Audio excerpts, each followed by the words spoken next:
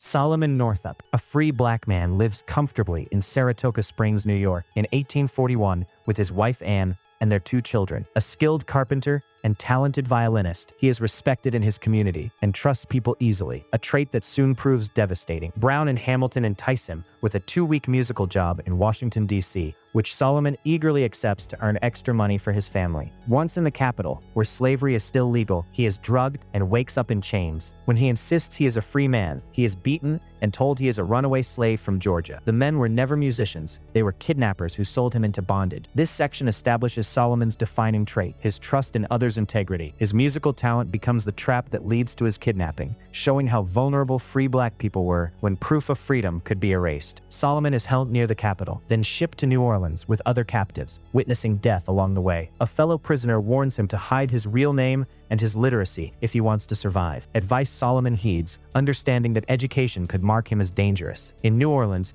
a trader named Freeman sells him under a new identity, Platt. He watches helplessly as a woman named Eliza is torn from her children, a searing preview of the cruelty ahead. This journey erases his old identity, and the advice to conceal his literacy reflects real survival strategies used by enslaved people, since slaveholders often viewed education as a threat. Eliza's separation from her children foreshadows the routine destruction of families under slavery and forces Solomon to confront his own powerlessness. His first owner, William Ford, treats workers with relative decency, and Solomon impresses him by engineering an efficient lumber waterway. Ford even gifts him a violin, but a jealous carpenter named Tibeats begins tormenting Solomon, and after Solomon defends himself in a physical confrontation, Tibeats and his allies nearly lynch him, leaving him hanging by his toes for hours until Ford's overseer cuts him down. Fearing further violence and citing debts, Ford sells Solomon to Edwin Epps, a far crueler master. This section shows that even a kind enslaver like Ford is still complicit, selling Solomon away the moment it's convenient. The near lynching underscores how little protection Solomon actually has. He survives by chance,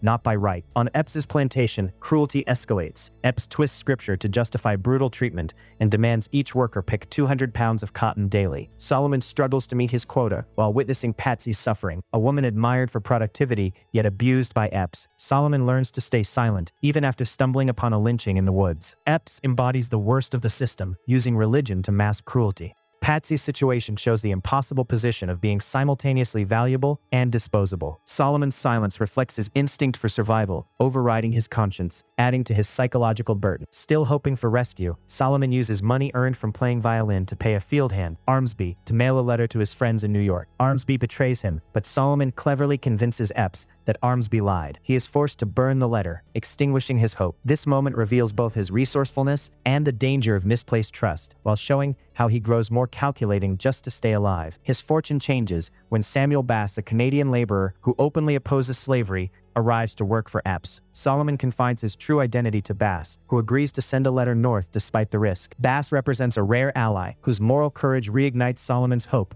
after years of silence and despair. Eventually, a sheriff and a man named Mr. Parker arrive from Saratoga to confirm Solomon's identity. Despite Epps' rage, Solomon is freed after 12 years of enslavement. He says a painful goodbye to Patsey and others left behind, then returns home to reunite with his wife and now grown children, meeting his daughter's husband and infant son for the first time. His kidnappers were never punished, underscoring the injustice of the era. His survival and memoir turned personal suffering into enduring testimony against slavery.